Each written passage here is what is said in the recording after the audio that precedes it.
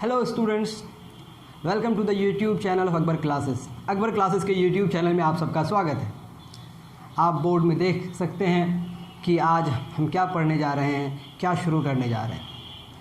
आज जो हम बात करेंगे वो एटॉमिक स्ट्रक्चर पे बात करेंगे।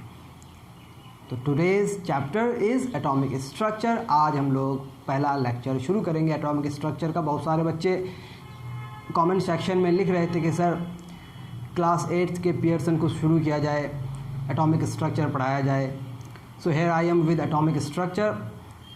देखते हैं कितना हम लोग कर पाते हैं, कितने लेक्चर्स इसमें करते हैं।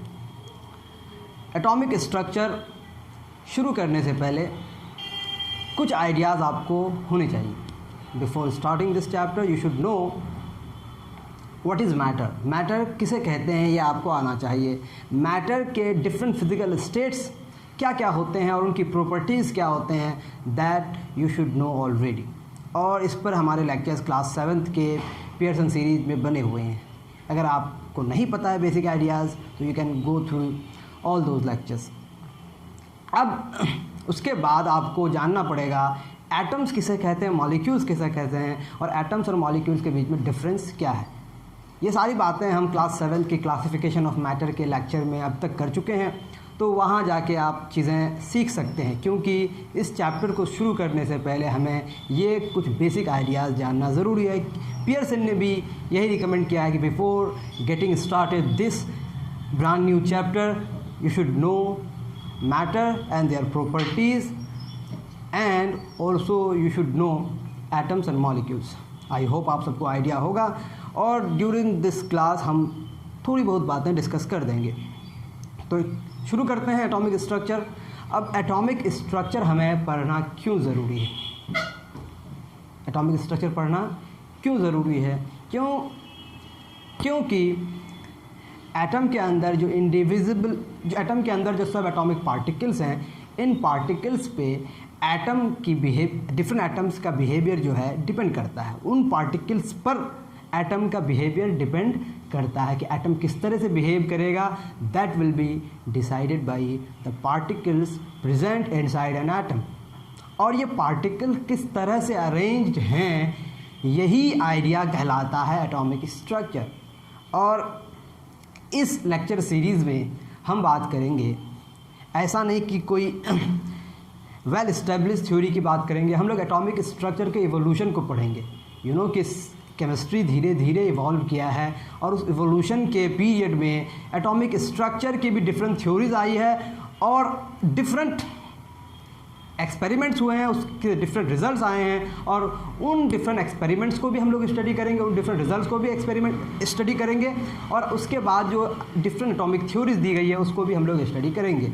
सो इन बातों पर, इन एक्सपेरिमेंट्स पर आने से पहले मैं आपको बता दूं कि ये जो लेक्चर होने जा रहा है इसमें आप लिखेंगे कम, सुनेंगे ज़्यादा, क्योंकि ज़्यादातर चीज़ें हिस्टोरिकल हैं, इवोल्यूशन है एक तरह से। तो इवोल्यूशन की सारी चीज़ें लिखने की ज़रूरत नहीं, बस आपके जहन में एक आइडिया आना चाहिए। And I will try my best to create this basic idea कि क्या होता है। सो एटम की कहानी शुरू कहाँ से होती है? तो एटम की कहानी अगर एटम की कहानी शुरू जहाँ से होती है तो ये 600 BC की बात। 600 BC तो ऑलमोस्ट हमारे पास 2000 साल पहले Indian philosophers and Greek philosophers ने एक थ्योरी डेवलप की, एक सोच डेवलप की कि अगर आप मैटर को ब्रेक करेंगे, या फिर दूसरा अप्रोच ये था कि हर एक मैटर एक छोटे पार्टिकल से मिलकर बना है। Every matter is composed of very small particle, indestructible, incapable of being cut. उस पार्टिकल को ग्रीक फिलोसोफर्स ने कहा एटम एंड इंडियन फिलोसोफर्स ने कहा परमाणु। यानी कि ये जो वर्ड एटॉम है, एंड हिंदी में इसको आप परमाणु कहते हैं,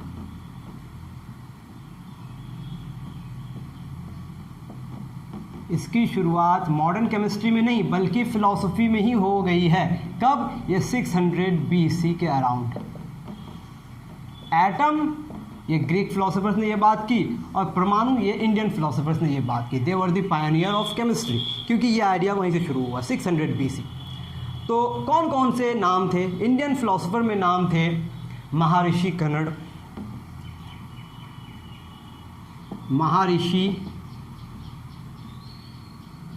कन्नड़, एंड जो ग्रीक फिलोसोफर्स थे, ग्रीक फिलोसोफर्स के नाम अगर आप देखेंगे अपनी किताब में तो आपको मिलेगा डेमोक्रिटस, डेमोक्रिटस, एपिक्यूरस, एंड एक और नाम है जिसका नाम है Leucippus. Names are very difficult. ल्यूसिप,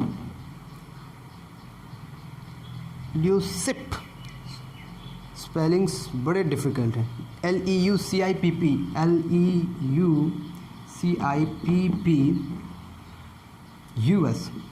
these were the pioneer of chemistry. अगर आप बात कहें कि ये लोग क्या थे, तो ये लोग पायोनियर थे, ये लोग बहुत बड़े नाम थे जो 2000 साल पहले अराउंड 600 BC या उससे पहले ही एक आइडिया डेवलप किया इंडिस्ट्रक्टिबल पार्टिकल का।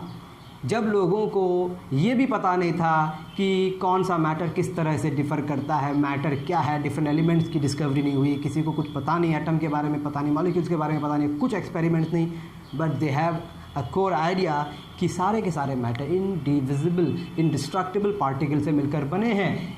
समझ में आ रही बात? ये सूक्ष्मतम कण, हिंदी में ये सूक्ष्मतम कण है और इंग्लिश में ये इंडिस्ट्रक्टिबल पार्टिकल है। एटम जो है ये ग्रीक वर्ड से आया है, this is coined from Greek word एटोमियो। ओके, अब एटोमियो का मीनिंग क्या है? एटोमियो का मीनिंग है, इंग्लिश मीनिंग अगर आप इसका देखेंगे तो आपको मिलेगा incapable of being cut.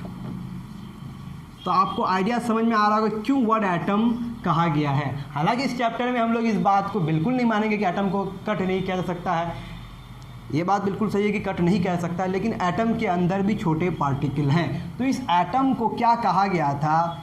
Smallest particle, smallest particle of every matter, every matter.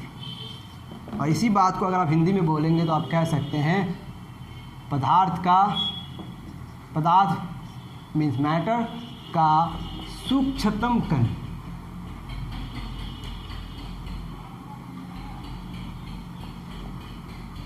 सूक्ष्मतम कण, कण यानी कि इससे छोटा कण नहीं हो सकता है। एट दैट टाइम ये आइडिया था, लेकिन ये आइडियाज़ फिर कहाँ चले गए? क्यों केमिस्ट्री को इवॉल्व होने में इतना समय लग गया? क्यों केमिस्ट्री बहुत पीछे रह गया? केमिस्ट्री फिजिक्स से इतना पीछे क्यों रह गया? जब फिजिक्स इतना इवॉल्व कर रहा था, केमिस्ट्री के पास ये भी आइडिया नहीं था कि वाटर एलिमेंट है कि कंपाउंड है, एयर एलिमेंट है कि मिक्सचर है या कंपाउंड है।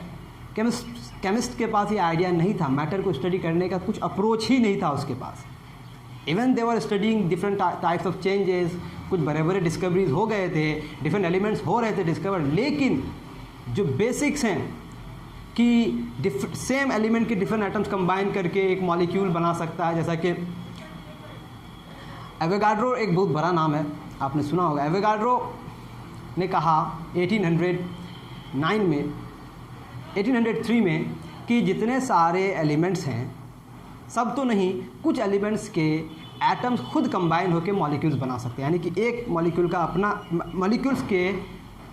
Molecules same kind of atom से मिलकर बन सकते हैं। लेकिन at the same time John Dalton और बहुत प्रेस्टीजियस बड़े बड़े जो साइंटिस्ट थे, उन्होंने इस बात को रिजेक्ट कर दिया। इट मीन्स आप सोच सकते हैं 19th सेंचुरी के बिगिनिंग में इस बात को एक्सेप्ट नहीं किया जा रहा था कि same kind of atoms can combine to form a molecule. तो आप सोच सकते हैं केमिस्ट्री कितना पीछे था। तो ये आइडियाज़ क्यों दब गए पूरी तरह से? तो दो बहुत बड़े बड़े फिलोसोफर का नाम आता है इसके पीछे। एक है एरिस्टोटल और दूसरा है प्लूटो। प्लूटो का स्टूडेंट एरिस्टोटल। ओके, एरिस्टोटल और प्लूटो ने क्या कहा कि मैटर को आप ब्रेक करने की कोई बात ही नहीं कर सकते हैं। There is nothing like particle, particle की तरह कुछ होता नहीं है, जो मैटर आपको दिख रहा है वही है। फिर उन्होंने कहा कि ये पूरा का पूरा जो यूनिवर्स है ये 4 एलिमेंट से मिलकर बना है। अर्थ है, स्काई है, एयर है, वो and earth, sky, air, 5 elements, पंच तत्व का कॉन्सेप्ट था, 5 एलिमेंट कॉन्सेप्ट। एयर है, वाटर है, स्काई है, फायर है और लैंड है, दैट इज़ अर्थ। इन सब से मिलके क्या बना है पूरा का पूरा, यानी कि यही 5 बेसिक एलिमेंट्स हैं, इससे ही पूरा का पूरा यूनिवर्स बना हुआ, इसके अलावा कुछ नहीं है। लेकिन इन एक्चुअली ये जो यूनिवर्स है, ये यूनिवर्स 2 चीज़ों से मिलकर बना है। अगर आप यूनिवर्स में देखेंगे तो ये यूनिवर्स 2 चीज़ों का कॉम्बिनेशन है। एक या तो मैटर है, दूसरा या तो स्पेस है। स्पेस यानी कि नथिंग, या तो something means matter, nothing means space. बस इन्हीं दोनों के कॉम्बिनेशन से यूनिवर्स बना हुआ है। और हमारा कंसर्न केमिस्ट्री में स्पेस नहीं बल्कि मैटर है। Is this clear? आपको क्लियर हो रही होगी बात। तो मैं क्या कह रहा था कि ये आइडिया जब 600 BC में हमारे पास ये आइडिया आ चुका था, तो फिर इतना समय क्यों लग गया? Because of the 2 great philosophers in the history, Pluto and Aristotle, जिन्होंने कहा कि ऐसी पार्टिकल वाला कोई कॉन्सेप्ट नहीं है। तो फिर ये आइडियाज़ डॉर्मेंट हो गए, कम्प्लीटली विलुप्त हो गए, कम्प्लीटली दब गए। फिर 18th सेंचुरी से पहले कुछ डिफरेंट एक्सपेरिमेंट्स हुए, बड़े बड़े एक्सपेरिमेंट्स हुए, केमिकल चेंजेस को स्टडी किया गया। समझ में आ रही बात? डिफरेंट साइंटिस्ट ने डिफरेंट थ्योरीज दिए। इसी दौरान एक बहुत बड़ा नाम आता है जॉन डाल्टन, जिन्होंने एवोगाड्रोस के आइडिया को रिजेक्ट कर दिया था एटम्स एंड मॉलिक्यूल्स के कॉन्सेप्ट के रिगार्डिंग। वो एक नई थ्योरी लेके आया जिसको कहा गया a new system of chemical philosophy, जिसको हम जानते हैं डाल्टन्स एटॉमिक थ्योरी के नाम से। यानी कि जो आइडिया 600 BC में एटम का आया था, वो आइडिया फिर से इवॉल्व हुआ 19th सेंचुरी के बिगिन में। 1808 में ये पहली थ्योरी पब्लिश हुई एक जर्मन न्यूज़पेपर में, जिसका नाम था, इसका हेडलाइन था a new system of chemical philosophy. यहीं से केमिस्ट्री में भौचाल आया, यहीं से केमिस्ट्री इवॉल्व होना शुरू हुआ। फिर लोग काम करना शुरू कर दिए केमिस्ट्री पे। ऐसा नहीं कि सिर्फ जॉन डाल्टन ही काम कर रहे थे, एट द सेम टाइम बहुत सारे बड़े बड़े नाम काम कर रहे थे। मैंने कहा एवोगाड्रो काम कर रहे थे, गैलिलियो काम कर रहे थे, उसके बाद जोसेफ प्राउस्ट काम कर रहे थे, लेवोजियर काम कर रहे थे। ये सब मिलकर एक साथ काम कर रहे थे। लेवोजियर को इनफैक्ट कहा जाता है father of modern chemistry, even if उन्होंने एटम की थ्योरी को प्रपोज नहीं किया, लेकिन he was considered as the father of modern chemistry, क्योंकि एटम के आइडियाज़ आने के बाद उन्होंने बहुत सारी बातें की और बहुत सारी चीज़ों को उन्होंने एक्सप्लेन किया। दैट इज़ वाई ही, उसको केमिस्ट्री का क्या कहा जाता है, फादर कहा जाता है मॉडर्न केमिस्ट्री का। उससे यानी केमिस्ट्री को इवॉल्व होने में उसका भी बहुत बड़ा हाथ है। तो जॉन डाल्टन का जो थ्योरी थी, यहीं से केमिस्ट्री का इवोल्यूशन शुरू होता है। और इसके बाद एक एक स्टेप में कुछ सालों के दरमियान अलग अलग एक्सपेरिमेंट्स हुए, बड़े बड़े एक्सपेरिमेंट्स हुए, बड़े बड़े थ्योरीज आए। तो हम लोग इसी इवोल्यूशन को एक कंटिन्यूटी में स्टडी करेंगे, देखते हैं कितना हम लोग पढ़ पाते हैं। आई होप आपको एक आइडिया क्रिएट हो गया आपके माइंड में कि क्या क्या चीज़ें हैं। तो let's begin Dalton's atomic theory. Dalton's atomic theory जो है, ये एक्चुअली एक समझ सकते हैं रिसर्च पेपर था डाल्टन का पब्लिश हुआ था एक जर्मन न्यूज़पेपर में 1808 में। यानी कि अगर आप डाल्टन्स एटॉमिक थ्योरी की बात करें,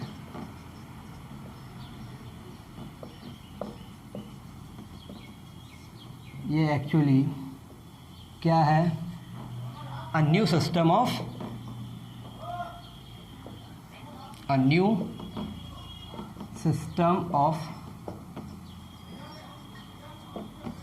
chemical philosophy. A new system of chemical philosophy. This was the heading of newspaper proposed by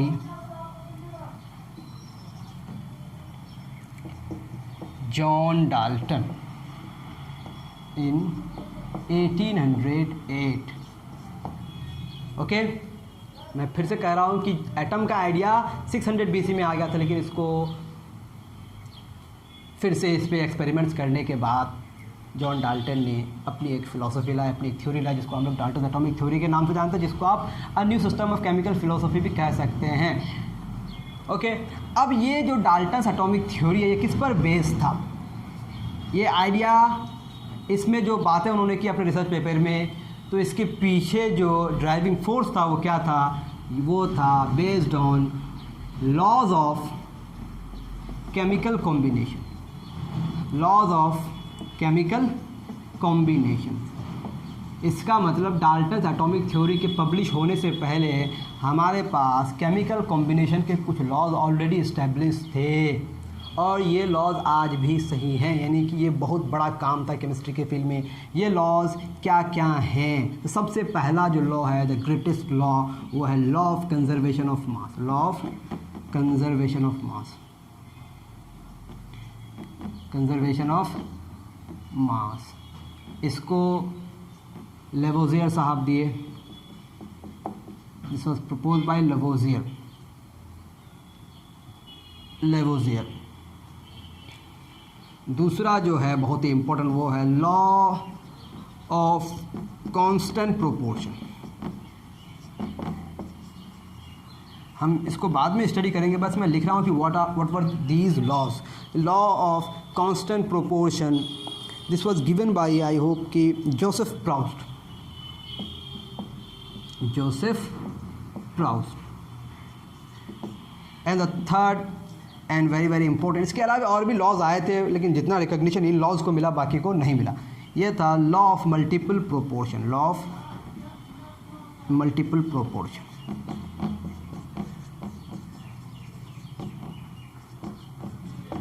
okay, इसके बाद गैलियस लॉ भी था, एवोगाड्रोस लॉ भी था, एवोगाड्रोस जो बहुत बड़ा लॉ बाद में गैसेस के लिए साबित हुआ, Avogadro's law. These were the laws of chemical combination propose by different scientist. Avogadro's law नाम ही से पता चल रहा है एवोगाड्रोस ने प्रपोज किया है। और law of multiple proportion was propose by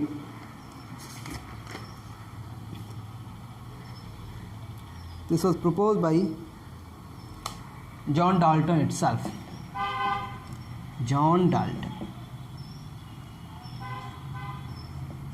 थोड़ा हिस्टोरिकल हायरार्की अगर देखें हम लोग, this was proposed in 1789, okay, and this was proposed around the same years. इसमें किताबों में इनका डाटा नहीं है। दिस वाज प्रपोज इन 1803, और 1808 में मेरे ख्याल से एवोगाड्रोस लॉ प्रपोज किया गया, 1811 में, 1811 में। यानी कि ये जो लॉ है, ये लॉ जॉन डाल्टन की जो फिलॉसफी थी उस पे नहीं था, इस पर वो बेस्ड नहीं था। तो ये लॉ हम पढ़ेंगे अलग से, लॉज ऑफ केमिकल कॉम्बिनेशन में, लेकिन इस पर बेस्ड क्या नाम है, एटॉमिक थ्योरी डाल्टन की नहीं थी, इन तीनों लॉज पर बेस्ड थी। तो ये तीनों लॉ क्या है ये हम लोग बाद में डिस्कस करेंगे, बट आप जान लें कि the Dalton atomic theory was solely based on these 3 laws. हम लोग बाद में इसको स्टडी करते हैं तो जानते हैं कि डाल्टन एटॉमिक थ्योरी में क्या क्या बातें थी। नाम ही से पता चल रहा है कि it is the atomic theory, it means उसकी थ्योरी में एटम को सबसे बड़ा इम्पोर्टेंस दिया गया। उन्होंने क्या कहा कि every matter is made up of indestructible particle called atom. The first very statement, अगर आप डाल्टन एटॉमिक थ्योरी के स्टेटमेंट को देखेंगे तो सबसे पहला स्टेटमेंट क्या है, एवरी मैटर इज़, मैं इसको इरेज कर देता हूँ, every matter is made of indestructible particle called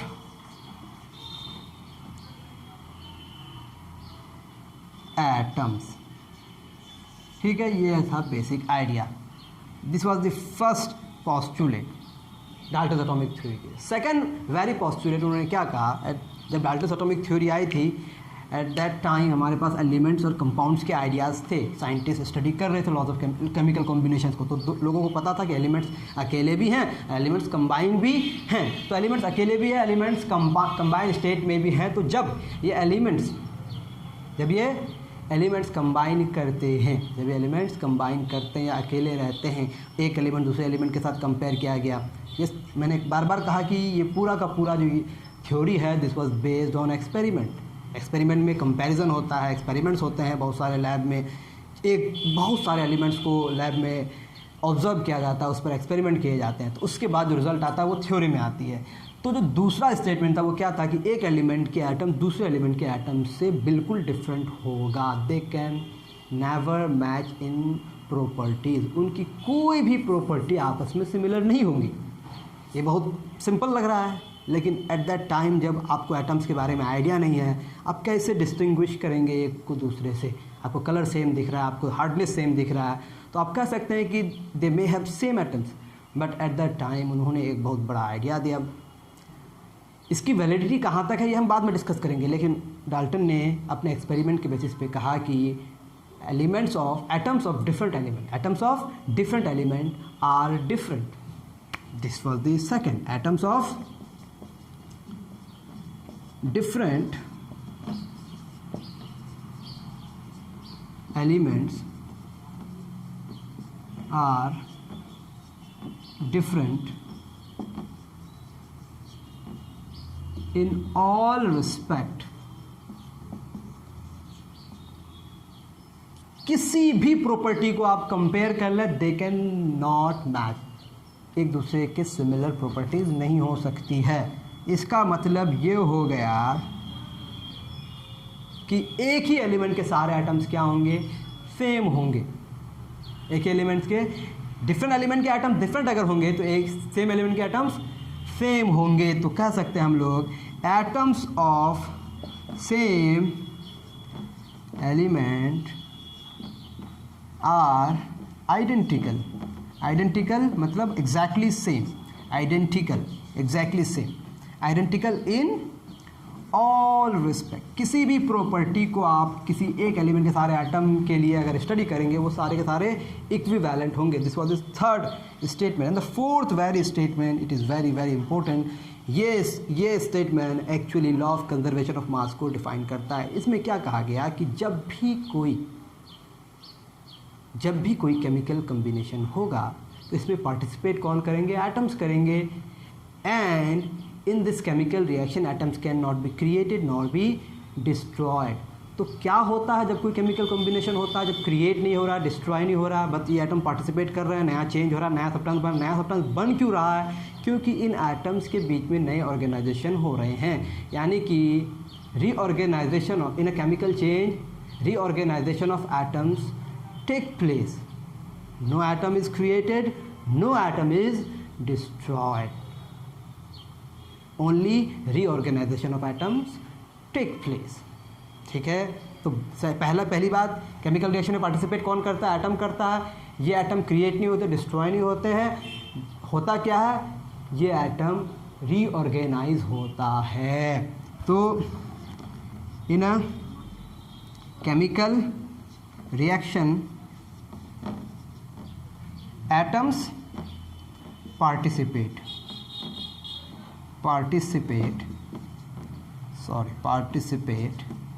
and these atoms can neither be created nor be destroyed, only reorganization take place। तो मतलब सोल बात क्या है कि एटम्स आर अनचेंज, एटम्स को आप चेंज नहीं कर सकते हैं, एटम्स आर अनचेंज्ड। तो एटम्स आर अनचेंज्ड अगर है, फिर भी आपका केमिकल रिएक्शन हो रहा है, नया सब्सटेंस बन रहा है, इसका मतलब वजह क्या है? रीऑर्गेनाइजेशन होना। Take place. ओके, आप इसको नोट करें। इसके बाद जो लास्ट स्टेटमेंट है, हो सकता है डिफरेंट बुक्स में ये ऑर्डर डिफरेंट हो, बट सारे के सारे स्टेटमेंट्स हम लिख रहे हैं, आप मेरे साथ लिखते जाएं ताकि आप भी पीछे ना रह जाएं। 4 एंड नंबर 5th नंबर में क्या कहा कि जब कोई कंपाउंड बन गया आपके पास, whatever the compound you are having, उसमें जो एलिमेंट्स होंगे वो हमेशा सेम होंगे। एक कंपाउंड में डिफरेंट, ऐसा नहीं कि एक कंडीशन में डिफरेंट एलिमेंट्स हैं, दूसरे कंडीशन में डिफरेंट एलिमेंट्स हैं। एलिमेंट्स जो होंगे वो हमेशा सेम होंगे और उनके जो नंबर्स हैं एटम्स के वो भी सेम होंगे किसी गिवन कंपाउंड में। In a given compound number of atoms of different elements, number of atoms of different elements, या फिर नंबर ऑफ एटम्स ना कहें तो आप कह सकते हैं masses of different elements, masses of different elements are always fixed. क्योंकि एटम्स अगर सेम हैं, एटम्स के नंबर सेम है तो मास फिक्स होगा। तो मास हम लोग बोलेंगे तो क्या बोलेंगे, in a given element, given compound, sorry compound element के कॉम्बिनेशन से बनता है। In a given compound present elements are, sorry, in a given compound elements are always, I hope आपको समझ में आ रही होगी बात, present elements are always present in a fixed ratio of their atomic masses. Okay, जब आपके पास कोई कंपाउंड होगा, उस कंपाउंड में जो एलिमेंट्स प्रेजेंट होंगे उसका मास हमेशा फिक्स होगा। आई होप आपको बात समझ में आ रही है। These are the statements of Dalton's atomic theory. अब डाल्टन्स एटॉमिक थ्योरी फेल हो गया। फेल क्यों हो गया? क्योंकि इसमें जो सबसे पहला स्टेटमेंट है कि एटम्स जो हैं ये स्मॉलेस्ट पार्टिकल हैं, इसी से सब कुछ बना हुआ है। एटम्स किससे बने हुए? इनडिस्ट्रक्टिबल पार्टिकल से बने हुए। आई होप आप लिख चुके, जिसको एटम्स कहा गया, ये बात ही गलत साबित हो गई कुछ सालों के दौरान ही। बस 10-15 साल हुए, बहुत बड़ा एक्सपेरिमेंट हुआ केमिस्ट्री की दुनिया में, जिस एक्सपेरिमेंट का नाम है कैथोड रे ट्यूब एक्सपेरिमेंट। तो कैथोड रे ट्यूब एक्सपेरिमेंट कैसे हुआ, क्या हुआ, इस पर बात करने से पहले ये जो इसके जो फेल्योर्स हैं उसको हम लोग नोट डाउन करते हैं कि इसके फेल्योर्स क्या हैं। पहला जो फेल्योर था, the concept of subatomic particles, the discovery of subatomic particles rejects the very first statement of Dalton's atomic theory. So before going to the discovery of different सब एटॉमिक पार्टिकल्स, कैसे different सब atomic particle discover हुए, उससे पहले हमें जानना है कि डाल्टन्स एटॉमिक थ्योरी के जो लिमिटेशंस हैं वो क्या क्या हैं, और हमें फिर फर्दर रिसर्च का आइडिया कहाँ से आया, फर्दर एक्सपेरिमेंट्स क्यों हुए। क्योंकि साइंस रुकने वाली चीज़ नहीं, science is not something which is constant. जब बस एक बात हो गई तो हो गई, इसमें हर दिन रिसर्च होगा और हर दिन कुछ नए आइडियाज़ आएंगे, और कोई भी आइडिया गलत नहीं होगा। बस नए डेवलपमेंट के साथ साथ नए आइडियाज़ जो आएंगे वो पुराने से बेहतर होंगे। ओके, देखें तो लिमिटेशंस को हम लोग लिख लेते हैं। लिमिटेशंस ऑफ, आप थक नहीं रहे हैं, मुझे पता, डाल्टन्स एटॉमिक थ्योरी। जब थकेंगे तो फिर पढ़ नहीं पाएंगे, थकना मना है। लिमिटेशंस क्या है? सबसे पहला limitation, after the discovery of subatomic particle the very first statement of Dalton's atomic theory is rejected. After the discovery of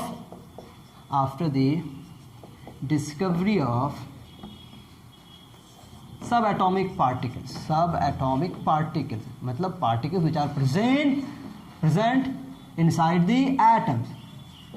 subatomic particles, इसमें आपका इलेक्ट्रॉन आता है, प्रोटॉन आता है, न्यूट्रॉन आता है। The very first statement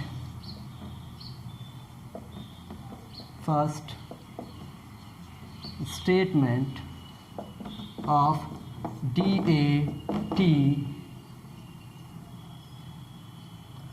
was rejected I hope आपको बात क्लियर हो रही होगी। हालांकि ये बात सही है कि एटम्स सबसे छोटे फंडामेंटल पार्टिकल्स, फंडामेंटल तो नहीं कह सकते, कॉन्स्टिट्यूएंट पार्टिकल्स ये कह सकते हैं, लेकिन फंडामेंटल पार्टिकल उससे भी छोटे हैं, इलेक्ट्रॉन, प्रोटॉन और न्यूट्रॉन, जिससे पूरा का पूरा मैटर बना हुआ है।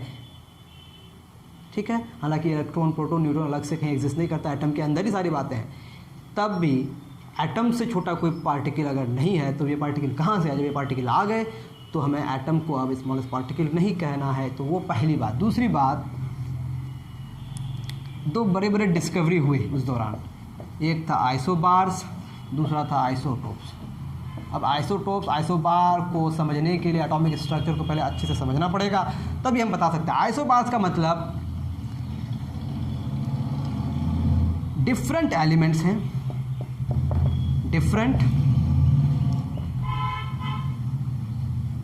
एलिमेंट्स है ना, same atomic masses, atomic mass number, sorry mass number एक टर्मिनोलॉजी है जो एटॉमिक स्ट्रक्चर में सीखेंगे। मास नंबर आप इसको इक्विवेलेंट समझ सकते हैं मास का। ओके, आइसोबार्स डिफरेंट एलिमेंट्स हैं लेकिन उसका मास सेम है। लेकिन डाल्टन ने क्या कहा था कि डिफरेंट एलिमेंट्स तो डिफरेंट मास भी होगा, बट कुछ ऐसे हमारे पास एटम्स मिले नेचर में जिसके डिफरेंट एलिमेंट्स होने के बावजूद उसके मास सेम थे। जैसा कि आपने नाम सुना होगा, एक था हमारे पास आर्गन और एक था हमारे पास कैल्शियम। ठीक है, आर्गन का भी मास नंबर 40 एंड कैल्शियम का भी mass number 40। It means in दोनों में एक प्रॉपर्टी तो सेम है, वो है 40, दैट इज़ मास नंबर। समझ में आ रही बात? आइसोटोप्स क्या हैं? आइसोटोप्स जो थे वो थे सेम एलिमेंट, सेम एलिमेंट, लेकिन इसमें क्या था, डिफरेंट मास नंबर होले, डिफरेंट। भौकाल आ गया केमिस्ट्री में कि सेम एलिमेंट है लेकिन अलग अलग मास नंबर है। जैसा कि क्लोरीन था और क्लोरीन ही था, दोनों सेम एलिमेंट है, लेकिन कभी इसका मास नंबर 35 मिला, कभी इसका मास नंबर 37 मिला। इसका मतलब सेम एलिमेंट होने के बावजूद डिफरेंट एटम्स हो सकते हैं। तो after the discovery of atomic particle, after the discovery of isotopes, तो isobars, after the discovery of isotope, हमें डाल्टन्स एटॉमिक थ्योरी से ज़्यादा एडवांस थ्योरी चाहिए। और इन थ्योरीज में आने से पहले अब हम लोग डिस्कवरीज पढ़ेंगे कि फंडामेंटल पार्टिकल्स की डिस्कवरी क्यों, कैसे हुई और इसके पीछे कौन कौन से बड़े बड़े साइंटिस्ट थे। ओके, शुरू करते हैं। तो अब हम शुरू करेंगे सबसे पहला पार्टिकल सब एटॉमिक जो है इलेक्ट्रॉन, इलेक्ट्रॉन की डिस्कवरी। तो शुरू करते हैं the story of discovery of electron. I hope ये आज का लास्ट टॉपिक होगा, discovery of electron. Discovery of electron, discovery of electron, discovery of electron.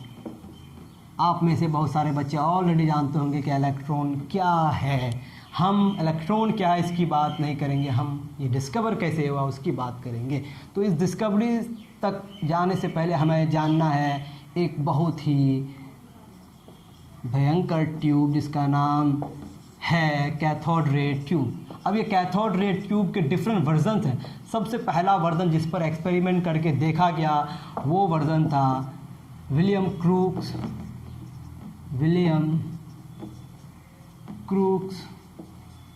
Tube. समझ में आ रही बात? सबसे पहले विलियम क्रूक ने एक ट्यूब बनाया और उन्होंने एक्सपेरिमेंट किया। वो तो एक्सपेरिमेंट कर दिया विलियम क्रूक ने, सबसे पहला एक्सपेरिमेंट कैथोड रे ट्यूब में, जिसको विलियम क्रूक ट्यूब भी कहा जाता है। लेकिन वो उस एक्सपेरिमेंट से होने वाले रिजल्ट्स को स्टडी नहीं कर पाया। फिर इसको सिस्टमेटिक तरीके से J Thomson, one of the greatest name, J Thomson, जिसको कहा जाता है डिस्कवरर ऑफ इलेक्ट्रॉन। तो याद रखें, जे थॉमसन को डिस्कवरर ऑफ इलेक्ट्रॉन तो कहा जाता है, फिर भी जो बेसिक आइडिया लाने वाला था इस एक्सपेरिमेंट के लिए वो था विलियम क्रूक। तो विलियम क्रूक को भूलना नहीं। अब जे थॉमसन ने उसी ट्यूब को फिर से बनाया। तो हम जान लेते हैं कि ये ट्यूब क्या है। तो ये ग्लास ट्यूब है। Okay, this is the glass tube जिसमें 2 मेटालिक प्लेट्स हैं। ये ग्लास ट्यूब क्या है, पार्शियली इवैक्यूटेड है। आई होप आपको बात समझ में आ रही है। पार्शियली इवैक्यूटेड का मतलब है इसमें प्रेशर बहुत ही लो है, लेकिन प्रेशर को इसमें बैलेंस किया जा सकता है, बाद में एडजस्ट किया जा सकता है। देखें ये सारे डायग्राम्स जो हैं, जो मशीनरी डायग्राम्स, इसको बनाना बड़ा मुश्किल है। आप अपनी किताब को देख सकते हैं। किताब में बहुत ही बेहतरीन डायग्राम बना हुआ है, you can check on your book.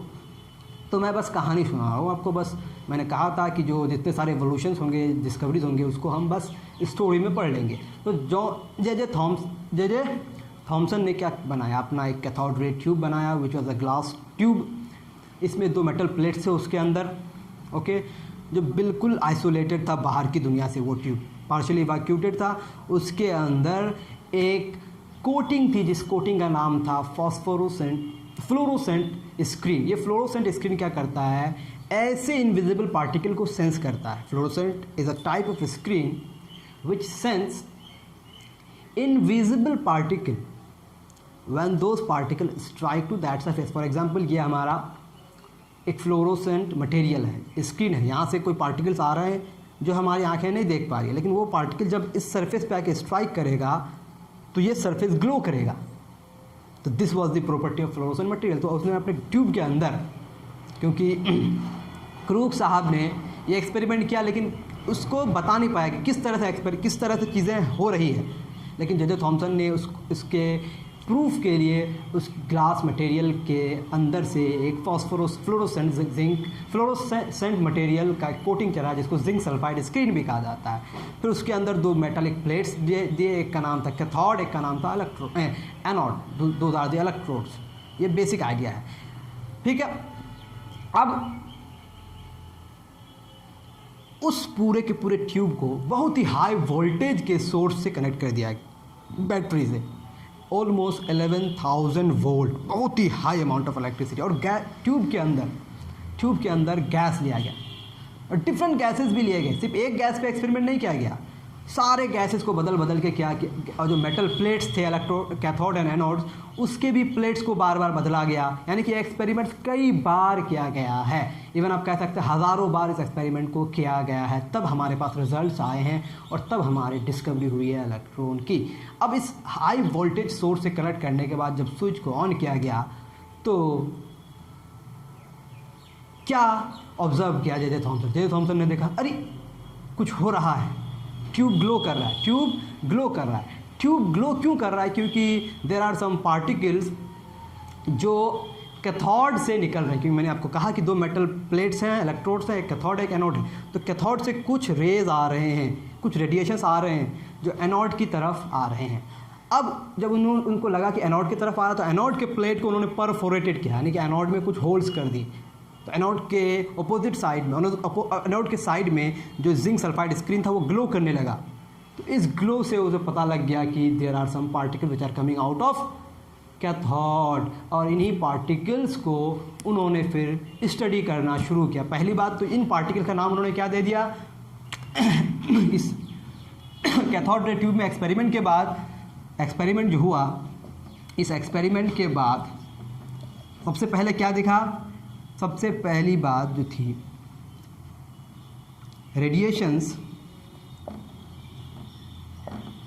Were coming out of cathode, जिनको उन्होंने कहा कैथोड रेज। अब कैथोड रेज तो पता चल गया, अब ये कैथोड रेज क्या हैं, यानी कि अगली बात जो होगी प्रॉपर्टीज ऑफ कैथोड रेज।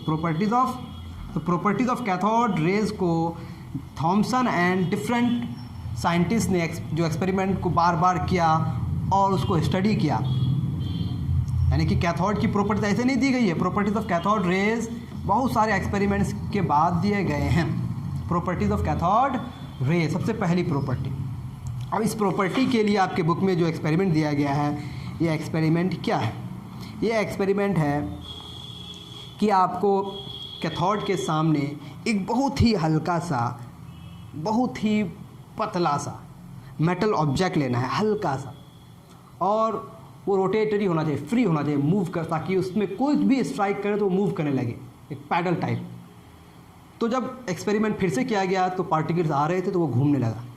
समझ में आ रही बात? रेडिएशंस आ रहे थे, अभी तक तो पार्टिकल नहीं, अभी तक रेडिएशंस दिख रहे थे, लेकिन वो पैडल घूमने लगा, रोटेट करने लगा। इसका मतलब देयर इज़ समथिंग जो उस पर स्ट्राइक कर रहा है। स्ट्राइक करने के लिए उसके पास पार्टिकल नेचर होना पड़ेगा, एक पार्टिकल दूसरे पार्टिकल से स्ट्राइक करेगा ना। रेडिएशन से स्ट्राइक तो नहीं करेंगे, वहाँ इंटरफेरेंस बाकी फिनोमेनन होते हैं वेव का। तो यहाँ इसका मतलब ये हुआ कि जो जो कैथोड रेज आ रहे थे उसमें एक पार्टिकल नेचर है। तो कैथोड रेज का जो पहली जो प्रॉपर्टी है ये है पार्टिकल्स। तो cathode rays consist of particles. Okay, मैं सिर्फ लिखता हूँ, यहाँ गैप डाल के लिखता हूँ पार्टिकल्स, कंसिस्ट ऑफ पार्टिकल्स। अब मैं ऐसा क्यों कर रहा हूँ? क्योंकि आप सबको पता है कि ये जो पार्टिकल्स हैं इसमें कुछ चार्ज होगा, क्योंकि हर बॉडी के पास एक प्रॉपर्टी होती है, एक का नाम है मास, दूसरे का नाम है चार्ज। तो ये पार्टिकल जब निकलना शुरू हुआ कैथोड से, पता चल गया कि ये पार्टिकल्स हैं, तो फिर जे थॉमसन सोचा कि इन पार्टिकल्स के पास चार्ज है क्या।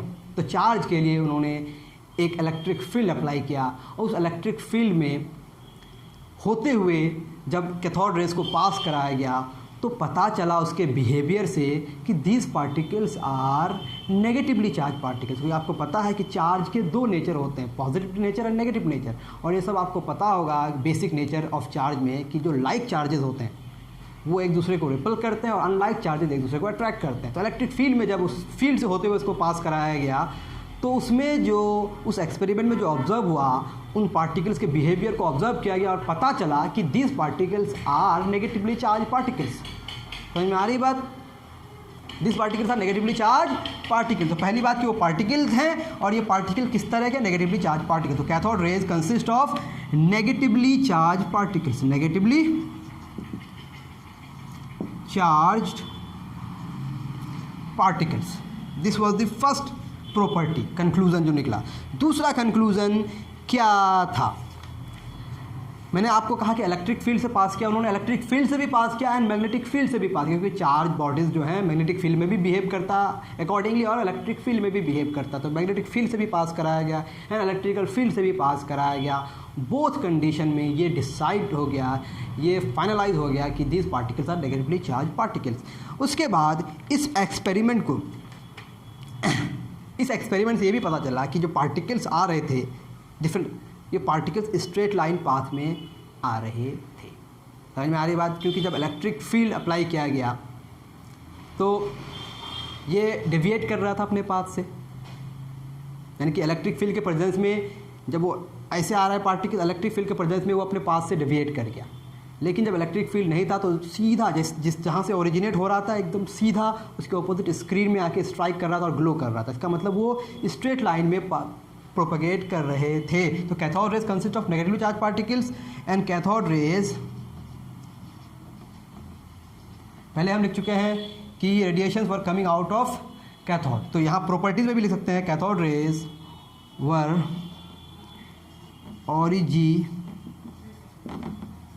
originated from cathode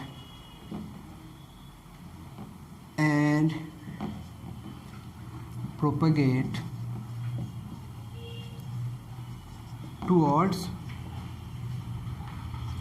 एनोड के तरफ जा रहा था। कैथोड रेज कैथोड से निकल रहा था, that is why name cathode rays, और एनोड की तरफ जा रहा था। कैसे?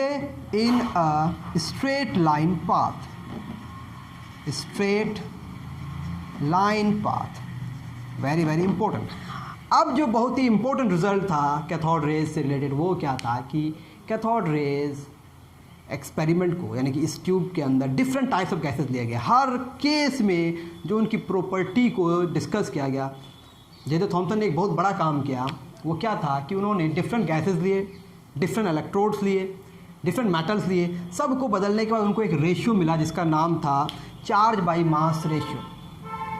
उन्होंने क्या कैलकुलेट करना शुरू किया? बाई चेंजिंग, किसको किसको चेंज किया, इलेक्ट्रोड्स को चेंज किया, he changed electrodes,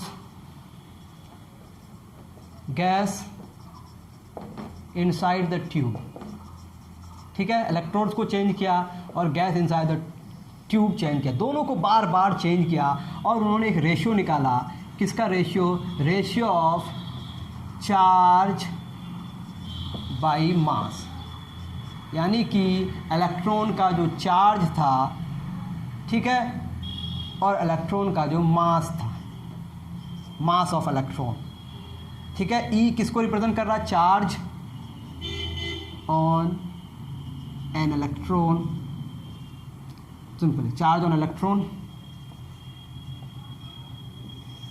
by mass of an electron, mass of an electron. Remember at that point उसको इन दोनों में से कुछ भी पता नहीं था, लेकिन वो एक रेशियो निकाल रहा था चार्ज और मास का, और हर हाल में उसको क्या मिला, कुछ भी चेंज कर रहा है चार्ज और मास का ratio, he always found the ratio, the constant ratio, उसे हमेशा क्या मिला, एक कांस्टेंट रेशियो मिला। तब वो कैथोड रे के बारे में क्या थर्ड कंक्लूजन निकाला, थर्ड प्रॉपर्टी उन्होंने क्या कही कि these particles are independent of the nature of the electrode and nature of the gas inside the tube। समझ में आ रही बात, ये पार्टिकल्स क्या थे, गैस जो थे ट्यूब के अंदर उससे भी इंडिपेंडेंट थे और जो डिफरेंट इलेक्ट्रोड थे उससे भी इंडिपेंडेंट थे, यानी कि third very statement, these rays, that these cathode rays are independent of the nature of gas inside the tube and the material of the electrodes। समझ में आई बात कि cathode rays are independent of the nature of the gas and the material of the electrode. इसका मतलब ये raise जब किसी पर डिपेंड ही नहीं कर रहा है, it means these rays are the universal particle, fundamental particle of every matter. तो इस बात से थॉमसन ने क्या कंक्लूड किया कि cathode rays are the after all these experiments of thousands of experiments करने के बाद कंक्लूजन क्या निकला कि कैथोड रेज है ना, जिसको क्या कहा गया, इलेक्ट्रॉन कहा गया बाद में, क्या है ये, यूनिवर्सल फंडामेंटल पार्टिकल। लेकिन मैटर कोई भी हो, सब के अंदर ये पार्टिकल आइडेंटिकल है, universal fundamental particle of every matter. तो this is how electron is discovered. ठीक है, अब ये किस दौरान हुआ, ये सब जब हुआ, ये साल कुछ था 1878 के बाद शुरू हुई है और 1900 तक आते आते हमें ये सारे एक्सपेरिमेंट्स पूरे हो गए हैं और हमें ये रिज़ल्ट्स मिल गए हैं। आई होप आपने सारी बातें लिख ली होगी। तो आज की क्लास में हम क्या क्या बात किए, let's get a quick review. हमने बात किया कि केमिस्ट्री में क्या पढ़ते हैं हम लोग, यानी कि इस चैप्टर को शुरू करने से पहले क्या क्या हमें ऑलरेडी जाननी चाहिए, है ना। पंच तत्व का कॉन्सेप्ट हमने पढ़ा कि 5 एलिमेंट का कॉन्सेप्ट क्या था, उसके बाद जो आइडियाज़ थे एटम से रिलेटेड उसको हमने पढ़ा। फिर डाल्टन एटॉमिक थ्योरी के हमने पढ़ा, what is Dalton atomic theory और उसमें क्या लिमिटेशंस रह गए जिसकी वजह से और डिस्कवरी केमिस्ट्री में आए और भी इवोल्यूशन आया। और फिर हमने स्टडी किया क्या इसे कहते हैं, डिस्कवरी ऑफ इलेक्ट्रॉन। और डिस्कवरी ऑफ इलेक्ट्रॉन का जो पूरा श्रेय जाता है वो जाता है कैथोड रे ट्यूब को। और कैथोड रे ट्यूब को सबसे पहले जो इन्वेस्टिगेट किया था वो था विलियम क्रूक और जे थॉमसन ने इस पर इतना सारा एक्सपेरिमेंट किया कि उन्हें एक नया पार्टिकल मिल गया और उस पार्टिकल को कहा गया इलेक्ट्रॉन। और हम जे थॉमसन को कहते हैं discoverer of electron. This is how electron is discovered. I hope आपको समझ में आया होगा। अगर समझ में नहीं भी आए तो इसे बार बार देखें ताकि आपको समझ में आ जाए। अपनी किताब को थोरोली पढ़ें, क्योंकि मैंने नोट्स कम लिखाया, तो आप एक एक एक्सपेरिमेंट को लाइन बाय लाइन पढ़ें। और अगर आपको कुछ भी डाउट होता है तो आप अपने डाउट को कमेंट सेक्शन में लिखें। I will try to explain in the comment section और in the form of video, क्योंकि आपके कमेंट्स हमारे लिए बहुत इंपॉर्टेंट है। वहीं से हमें अप्रिसिएशन मिलता है, वहीं से हमें मोटिवेशन मिलता है फर्दर लेक्चर्स को बनाने के लिए। आई होप आप एंजॉय किए होंगे। नेक्स्ट लेक्चर में मिलते हैं डिस्कवरी ऑफ प्रोटॉन के साथ। दीजिए इजाज़त। Thank you very much.